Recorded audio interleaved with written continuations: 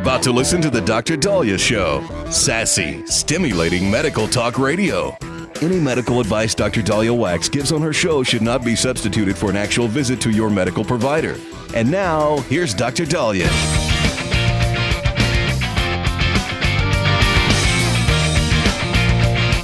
All right, everybody.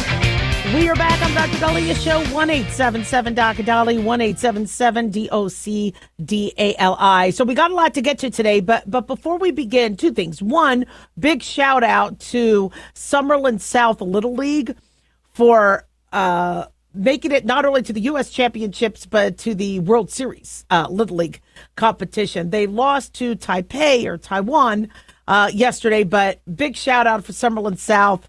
That's in my neck of the woods. Really proud of you guys. You did awesome. There's going to be a parade, I believe, later this week for them, and they really, really deserve all the props.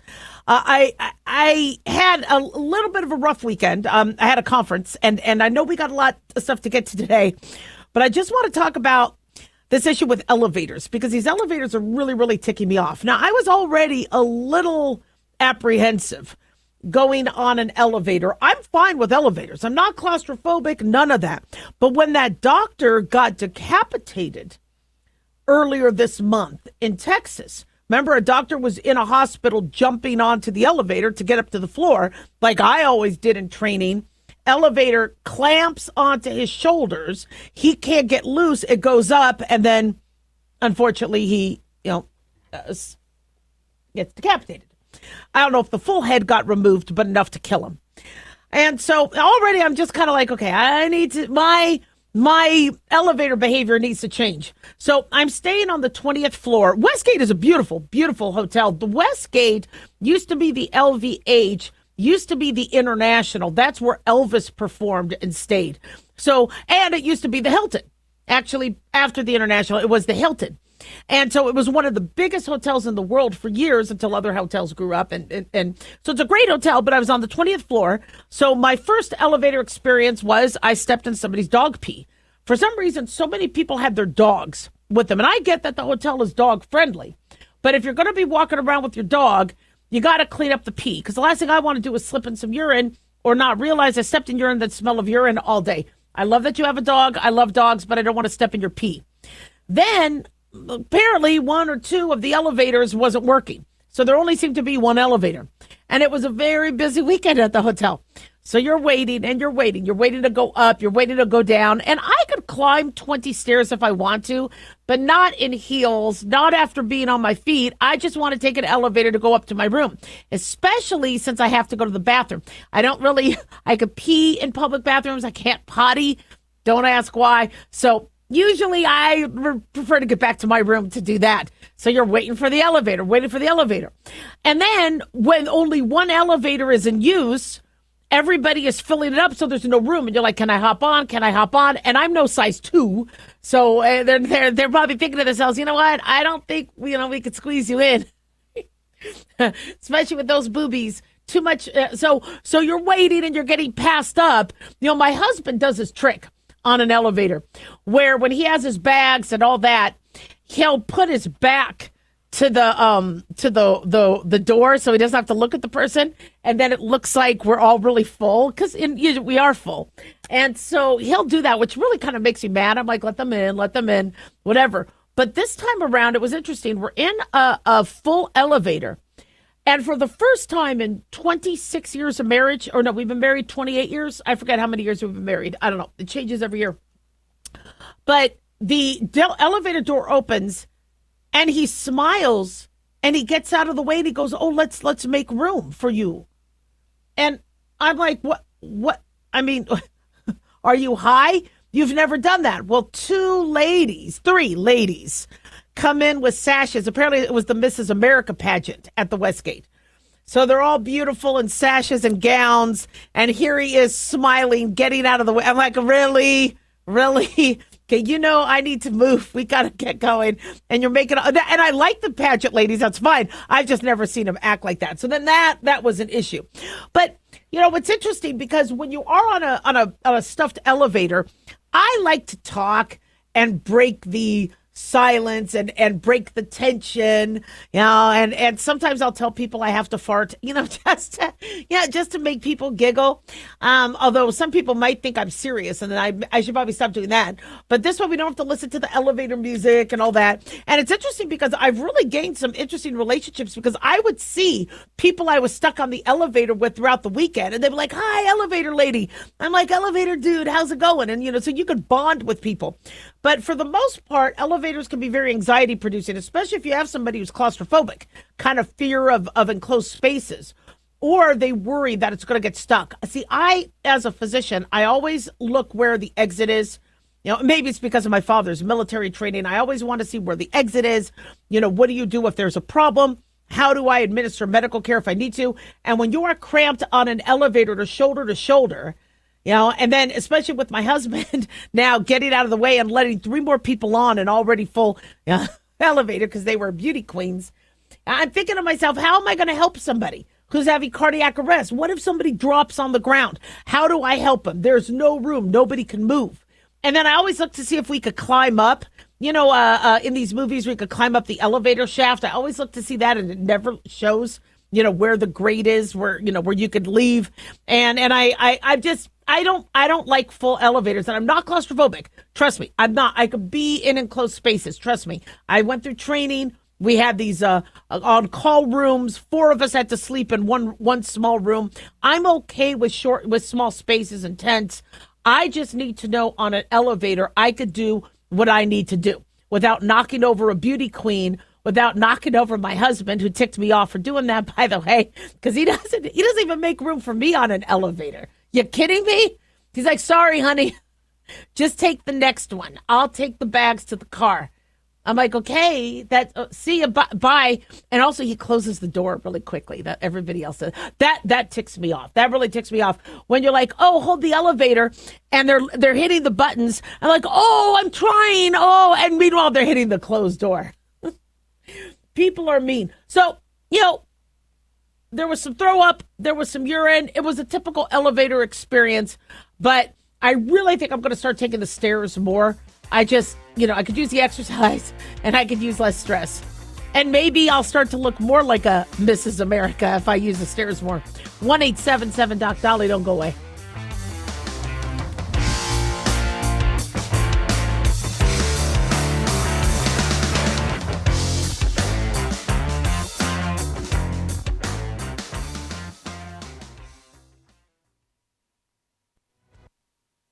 Have you ever thought you'd like to buy and sell houses but didn't know how or where to get the money? My name is Ron LeGrand, and over the past 40 years, I've bought over 3,000 houses without using my money or credit and taught thousands to do the same. Today, even in a virtual environment, we buy nice houses in nice neighborhoods using no banks, realtors, contractors, or other costly entanglements, and build huge cash flow and wealth without the hassle of tenants, all without credit and little or no money. You don't need a license or experience, and I'll show you exactly how it's done. Text FREE to 99799, and I'll send you my free training. I promise you I'll change the way you think about real estate and open the door to a new lifestyle that doesn't involve risk or rehabs and can quickly replace your current income. Text FREE to 99799, and let me show you how to take your life back and build cash flow and wealth from your home. That's FREE to 99799. Again, FREE to 99799. Hi, everyone. Dr. Daliah here. As you know, blood banks across the country have declared critically low supplies. In response to this, governors have united for National Blood Donation Week. September 1st through the 7th is National Blood Donation Week, with September 4th National Blood Donation Day. And we are hoping this encourages millions of Americans to donate blood. When crisis strikes, the blood needs to be in the hospitals ready to go. But remember, the units need to be processed days before. And thousands of units of blood are already being used by hospitals on a regular daily basis. So blood supplies need to be prepared and delivered year-round. If you can't donate blood, don't worry. Please host a drive or even spread the word. It all saves lives. You could sign up to donate blood or host a drive at drdaliah.com.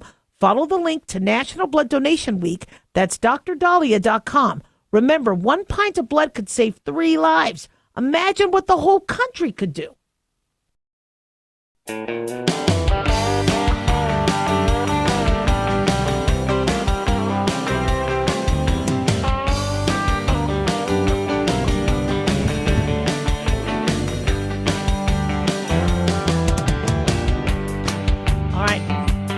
are back on the Dr. Daliah Show. Thank you all for tuning in. 1-877-DOC-DALI, 1-877-DOCDALI. Big thanks to Talk Media Network for making the show happen. Big thanks to Daniel, our producer. A big thanks to you all for tuning in. We really do appreciate it. Don't forget to follow us on Twitter or X at Dr. Daliah, Facebook, The Dr. Daliah Show, and on YouTube, click like and subscribe.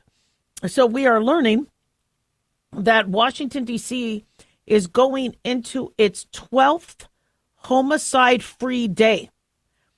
Washington is reporting that there have been no homicides for 12 days. It's 12th consecutive day without a homicide since President Donald Trump's federal crime crackdown. This is huge. U.S. Attorney Jeanine Pirro said that there were 86 arrests and 10 illegal guns seized, bringing the total arrests as of Sunday to 1,007 and 111 guns taken off the streets. Now, it's interesting because you hear from the other side, we need to get rid of the guns. We need to get rid of the guns. Well, now we're seizing illegal guns, and the left is still unhappy about it.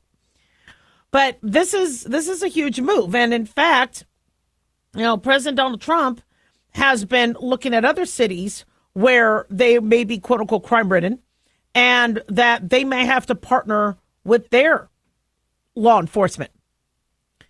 Attorney General Pirro said D.C. was one of the most violent cities in the world. But for President Trump coming in and bringing in our federal partners, we've got a unified force of people in law enforcement who were going into the crime-ridden areas and making a difference. She said, I'll tell you why it's making a difference. Today's the 12th day without a homicide in Washington, D.C. So far this year, we've had 101 homicides, but for the last 12 days, nothing. Yep, policing works. FBI Director Kash Patel, according to Fox News, said 26 of Sunday's arrests came from FBI operations, including 5 drug seizures. See, this is our capital. Our capital's clean. It's beautiful. It's free to the public. It's one of the most amazing cities in the world. And why not keep it safe? That represents us. It should be safe.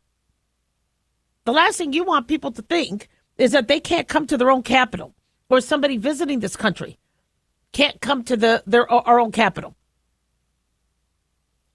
And I think it is our president's duty to ensure that every American feels safe. Now, people say, the National Guard's there, so we don't feel safe, because that's not what we're seeing. We're seeing people post videos saying this is nice.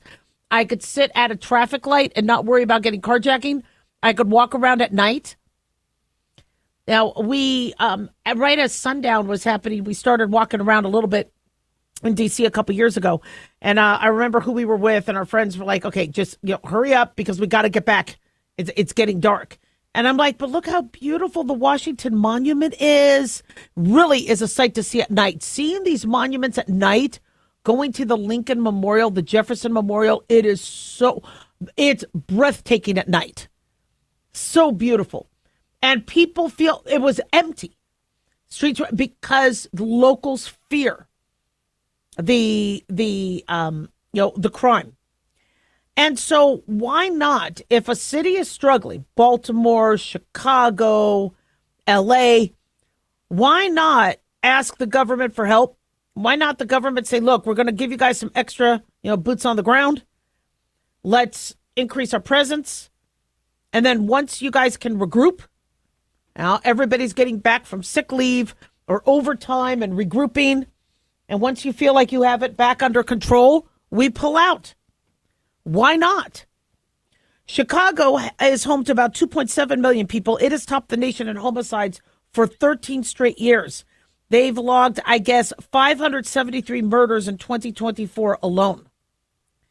So Trump has now signed executive orders to limit the cashless bail and some of the other issues that we think has been spurring on crime. So he signed an executive order to now eliminate cashless bail for suspects arrested in Washington, D.C., and then a separate order focusing on ending the policy nationwide.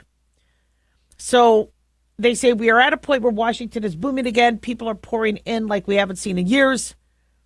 And he said they've arrested well over 1,000 people. As we said, the number went up to 1,007 yesterday. And he said took hundreds of guns away from young kids that were throwing them around like it was candy. They also say they have apprehended illegal aliens. So they say every place in the country where you have a no cash bail is a disaster. He was specifically alluding to New York and Chicago. And he said, quote, I mean, bad politicians started it, bad leadership started it, but that was the one thing that's central, no cash bail. Somebody murders somebody and they're out on no cash bail before the day is out. So, as a physician, I got to see and work with a lot of prisoners and criminals and in your career, and then you have, some patients who you think are amazing who then later, commit crimes. And, how could you do that? And so we get to, as physicians, luckily see the breadth of, a lot of the population, depending on where we work and train. And it always kind of baffles me how naive many of us are who aren't criminals, thinking all we have to do is follow the rules and we're good. So I'm not going to get a traffic ticket if I stop at a four-way stop sign. I'm not going to get hurt because we are in a gun-free zone. Like Aurora, Colorado. Nobody's going to come in and shoot up my movie theater when I'm watching a Batman movie, like what happened years ago, because it's a gun-free zone. So I'm following the laws. Everybody else is following the laws, but they're not. When other people don't follow the laws, you're now vulnerable. And I don't want to be a sitting duck at a stoplight. And that can't be an argument for you to run a red light. I was worried I was going to get carjacked. They'll still give you the ticket. Now, if you are worried you're getting carjacked, you take the ticket. I'd rather you have a ticket than be dead. But I just, don't want to get into the habit of always, sitting there at stoplights, thinking that this could happen. Now, my office was broken into. My home was broken into. I told you I used to do my show late night on KDWN in Las Vegas live. And I would work from, I think my show was like 11 to 1 or 11 to 2. And then I would start my podcast. I would work on my podcast at 2 a.m. And I felt somebody. I was kind of in our upstairs casita, that was when we had a much bigger house at the time. We had to downsize. But I had my own little studio at the house. And I felt like somebody was watching me. I remember telling myself, I felt like somebody 6 feet tall was watching me. And I was like, no, you're being paranoid. Who would be running around? Who would be watching me? I don't see them. I don't hear anything. The dog would have barked. I'm good. Well, a few minutes later, our alarm goes off. So I run across this little bridge area we had into our bedroom, and I go and get the gun. I tell my husband, wake up, there's somebody in the house. He and the dog sleep through it all. Really, you couldn't hear the alarm? So I go and get the shotgun. I run into the stairway, which is in front of my kids' rooms, because I want to protect my little boys at the time. And I tell the guy to get the blank out. And then I cock the gun, and then I'm getting ready to fire a warning shot, and he ends up leaving. Now, I could hardly see him. I saw the shadow. I saw the figure. What happened is he came in through the doggy door. We had a large dog, a yellow lab, and he got through the doggy door. But he, thank God, left. I don't know what he was looking for. And they caught him the next day. He ended up stealing one of our neighbor's cars. And when they found him, he actually was, I asked the cop, I go, how tall was he? He said 6 feet tall. Isn't that crazy?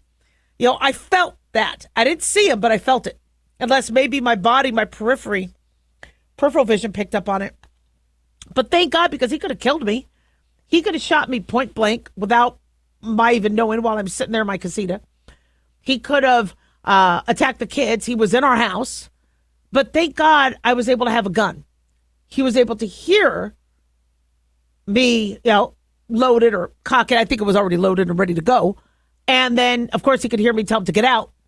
And I stood in front of my kids' door. It's right where the stairs were. And I had the high ground. So I would have been able to make that shot easy. Plus, I was wide awake. And these are things that we don't understand that can happen.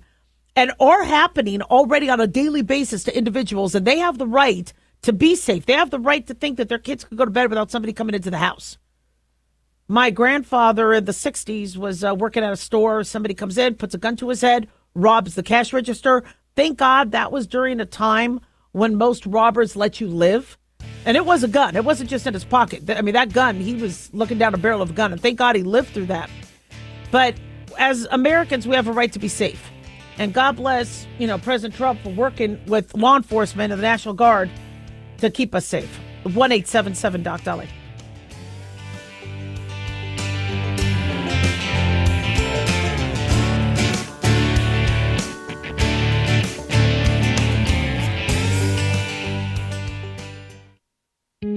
Looking for a gift that can actually help secure someone's future? It's Mark Falter's new book, Common Sense Income Strategies. It makes the perfect gift for that special someone in your life. Mark has helped thousands of hardworking Americans secure their financial future by using time-tested strategies that continue to create wealth, whether the market is up or down. Strategies that will make perfect sense once you take the time to read this powerful book. Common Sense Income Strategies brings to you what Mark has been teaching in person and talking about on the radio for decades. You've worked too long and too hard not to see the fruits of your labor. To learn how to receive your free copy, call 866-764-2635. That's 866-764-2635. Secure your future with Common Sense Income Strategies by Mark Falter. Again, to learn how to receive your free copy, call 866-764-2635. That's 866-764-2635.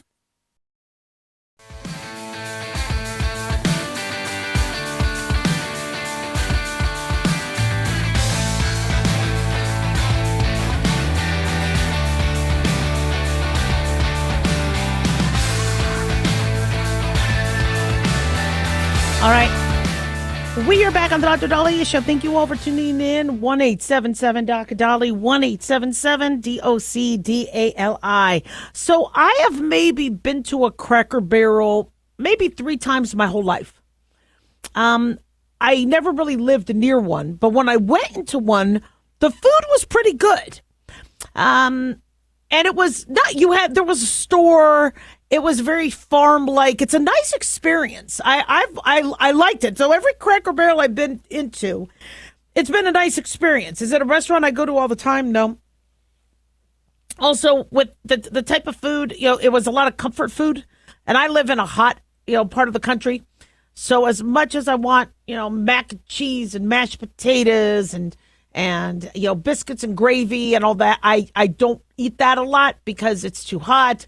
And also, I'm trying to lose weight. So, but they have, a nice menu and they have a real nice atmosphere and it's unique and it really stands apart from a lot of these other restaurants that are out there. Well, for some reason, I think their new head of marketing or their new CEO, I'm not sure. Yeah, it was their new CEO, decided to change their marketing. She described the chain as not as relevant as we once were.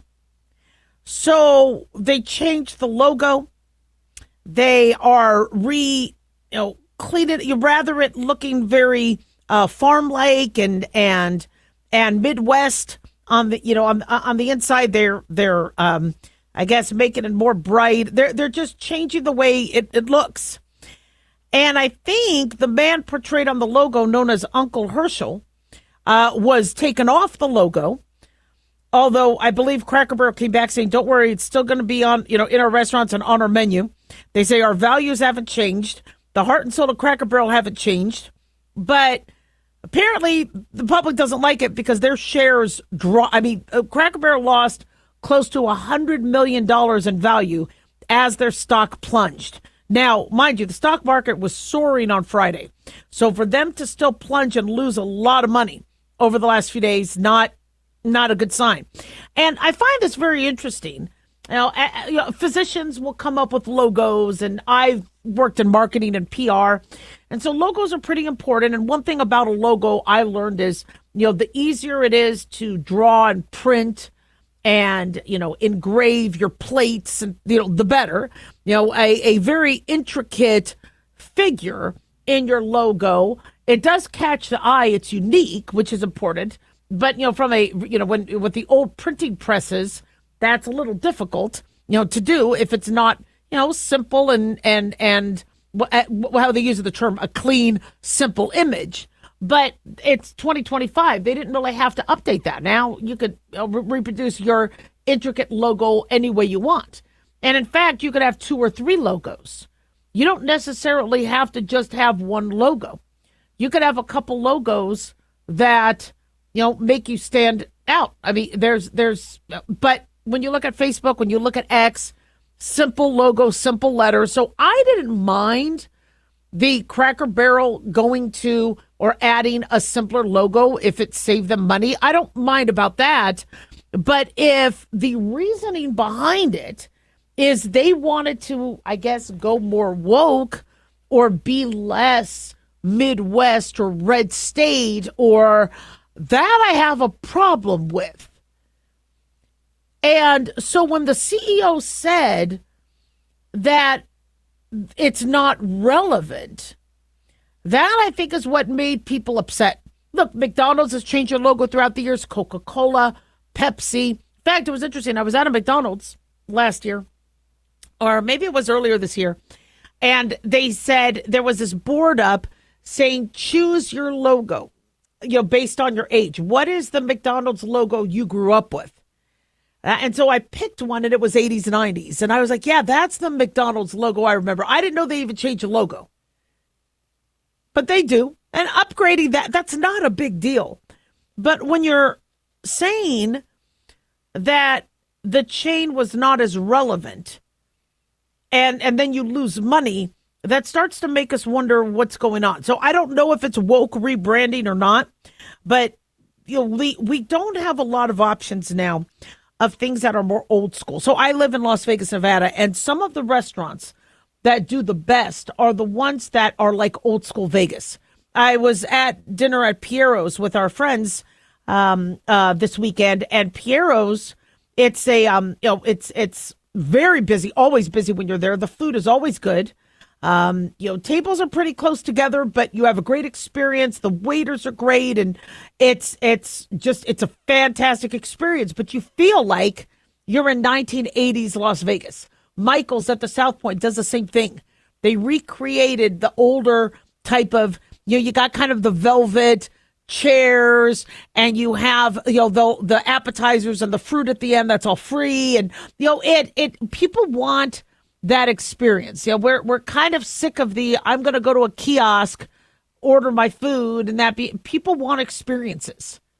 And same thing with the doctor's office. If you want to rebrand yourself as a medical professional, get out of the corporate template that now is taken over and go back to old school. Go back to talk to me about your family. Talk to me about what's going on. Let me check in on you in a couple days. And I really do believe that we're going to be slowly going back to home visits. We need to get the crime cleaned up. But the idea of, what? Let's save you money. Let's save a hospital bed. I could take care of you at home. I'll come and check on you once a day. All right. These are your medications. If you have somebody there that can make sure you're taking them, we could maybe do this at home. I could check on you telemedicine wise as well, at night before I go to bed. And as long as you don't have your home hospital, as long as we're not talking about CIMC or ICU level or CCU level or a very complex severe cases, serious or critical cases, but in individuals who are dealing with pneumonia, dealing with things where we treat you, but we don't want you getting sick around other people, we can go back to that. And I'm noticing a lot of doctors are starting to go back to concierge medicine, where they only have a few patients a day, as opposed to the 40 or 60 a day we were doing in the early 2000s. And they are, well, I would see 60 in an ER shift and 60 in an urgent care shift. So that was about a 12 to 14 hour shift. But in my office, probably 35 to 40 a day. And instead they're like, let's, you want to call me? Here's my phone number. Check, make sure, try to avoid calling me past 10 o'clock because I'm in bed. And it's interesting because most of these patients understand they don't want to tick off the doctor.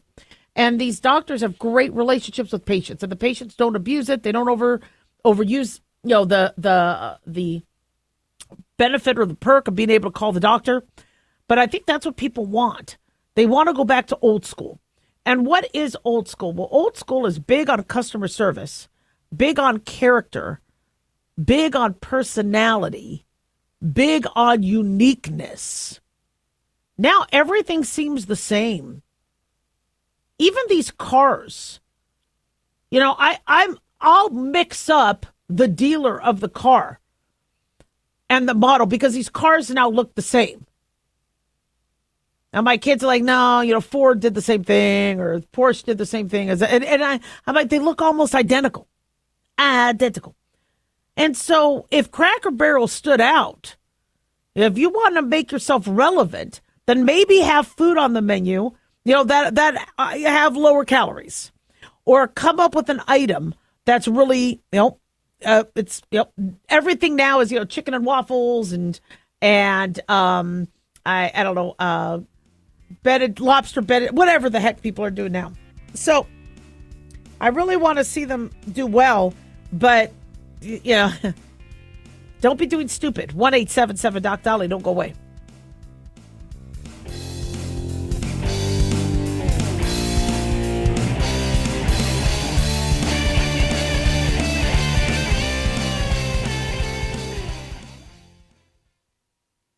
Hey guys, it's Dr. Daliah. Fantasy football season is coming, but sadly, too many of you are taking the bench while the country takes part in one of the most exciting and lucrative industries out there. Don't know how to play? Well, huddle up and listen. Paul Kalikas and I have written a fantasy football pocket guide for beginners. This book walks you through the basics and shows you how simple and lucrative joining or creating a fantasy football team can be. Read our fantasy football pocket guide for beginners found on Amazon or follow the links on X and Facebook. That's Fantasy Football Pocket Guides for Beginners. Don't be left out. Increase fuel economy up to 7.9% with Hot Shot Secret Gasoline Extreme, the solution to maximize your engine's performance and fuel economy. Whether you're driving a sports car or a daily commuter, Gasoline Extreme is specially formulated with PEA to deep clean. Don't settle for an average driving experience. Upgrade to Hot Shot Secret Gasoline Extreme and go further on each tank. Order now on Amazon or HotShotSecret.com. Hot Shot Secret, powered by science. Hey America, how tired are you of mainstream corporate media's biased narratives and manipulated news? Their dishonesty and attempts to influence this generation have been exposed, put on display for anyone who's even half paying attention. But the New American magazine has been an honest source of news and commentary for over 50 years. This is your opportunity to receive the stalwart of principled journalism at a deep discount. Picture a beautifully published magazine arriving at your doorstep twice a month, packed with insightful stories written with integrity. It's also available digitally on the New American's mobile app. Get up to speed with intelligent coverage from a freedom perspective. Right now, for a limited time, the New American is available to radio listeners at a 25% discount on a new subscription. Visit thenewamerican.com/radio25 and receive 25% off. Subscribe today at thenewamerican.com/radio25.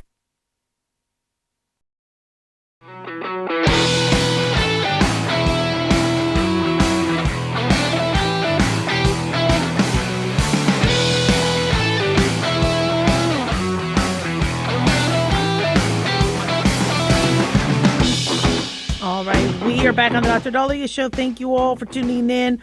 1-877-DOC-DOLLY, 1-877-DOC-DALI. So this story made a lot of people nervous. Apparently there was a law graduate who was only 22 years old who got a CT scan, ends up going into a severe allergic reaction and dying. And we do CTs relatively frequently. Unfortunately, many of us doctors do understand that a CT scan is not without its risks. Letitia Paul, 22 years old, suffered anaphylactic shock on Wednesday while she underwent a contrast-enhanced CT scan at Alto Valley Regional Hospital in Rio do Sul. She got her contrast dye, which is what we do. We inject the dye because it helps bring out the contours of the images and help enhance some of the parts that we might be looking for, whether it's your CT chest, CT abdomen, CT pelvis, CT head. And she died less than 24 hours after the procedure. This anaphylactic shock can cause throat swelling, difficulty breathing, a drop in blood pressure, airway constriction, and eventually die.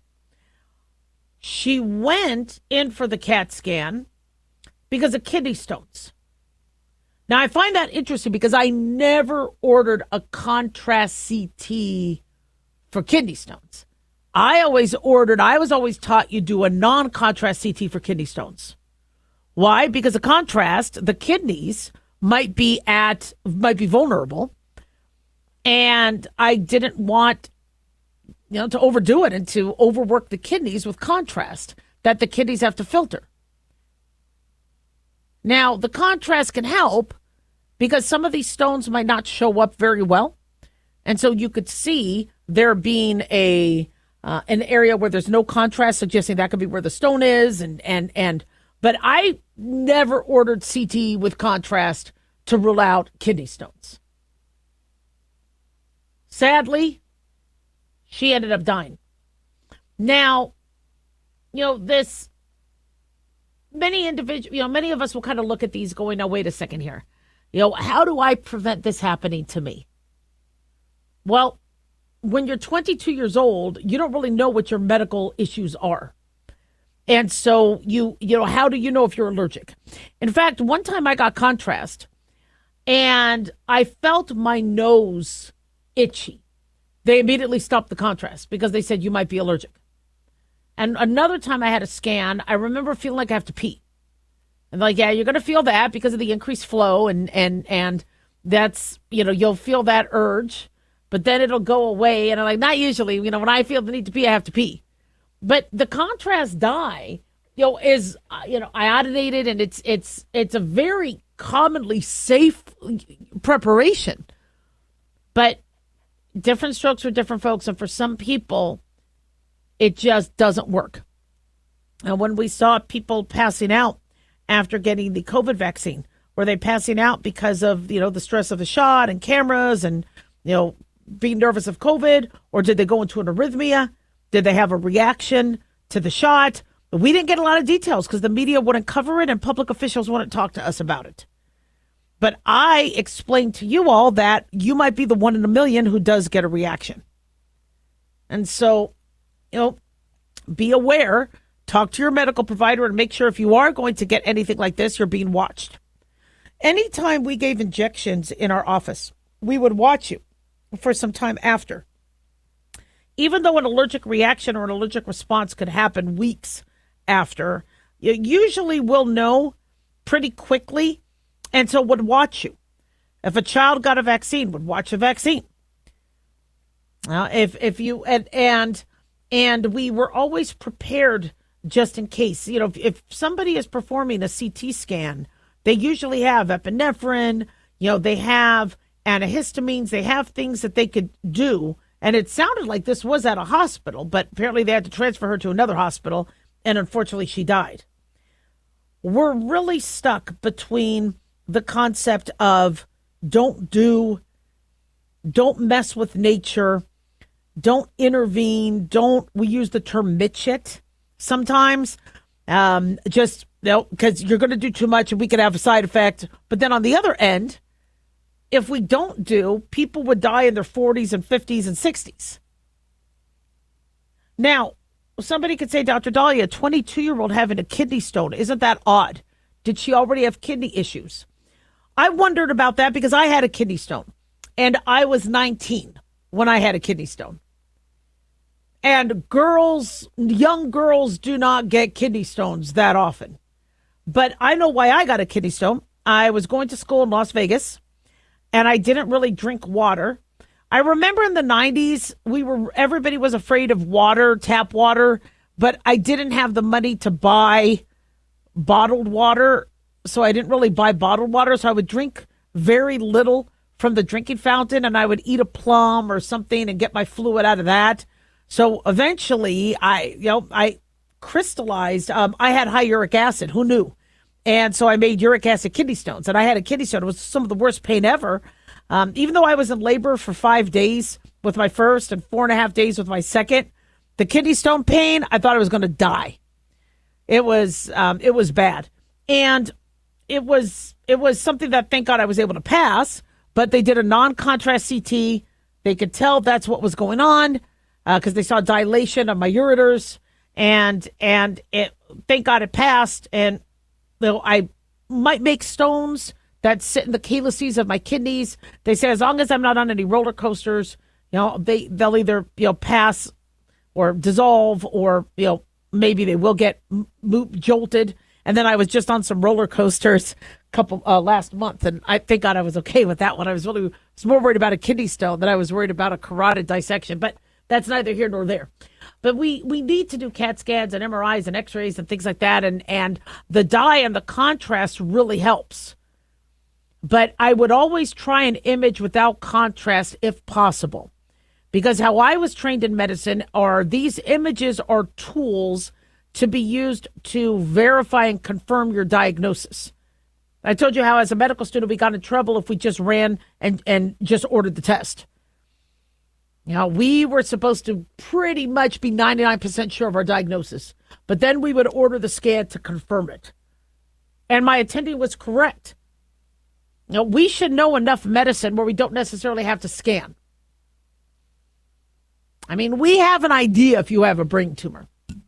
Now, you should get a scan. I can't tell you how many people have dizziness and headaches and change in vision, and they'll just call a telemedicine doctor and, be told to take some antihistamines or something. And no. I mean, there could be something wrong. And what makes these scans amazing is they are able to find pathology when a doctor can't. And that's brilliant. And I'm glad we have it. But I think sometimes we do too many. And we do too many because if we don't order the test, we get in trouble. If something happens to somebody, that doctor is sued, could lose their license, because the first question asked is, why didn't you order the test? So now people are ordering the test. So you can't blame me for not ordering the test. I can't be hit with a failure to diagnose malpractice lawsuit or a delay in diagnosis because I ordered the test early on. And I think doctors and lawyers and public officials need to get together to figure out what is the safest way to move forward. Because if doctor gets sued, they don't care what public officials say or what the USPSTF or the CDC says. They want to make sure they don't get sued. A lawyer wants to make sure they get their money. You didn't order the test. You did my patient wrong. They have a valid grievance. We're suing. But these tests can have side effects. I think the COVID vaccine is a great vaccine to have. I just don't think it should be forced. People need choices. 1-877-DOC-DALIAH.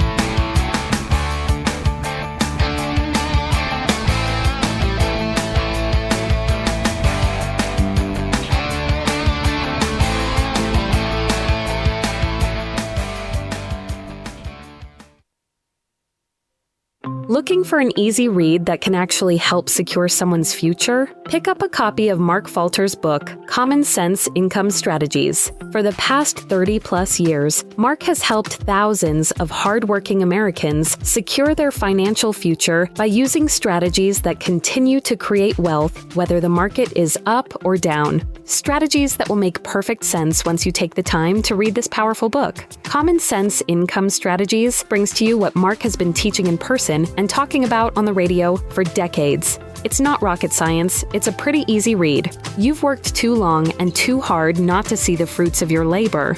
Common Sense Income Strategies is available now on Amazon or by calling 866-764-2635. That's 866-764-2635. Common Sense Income Strategies by financial fitness show host Mark Falter. Secure your financial future today.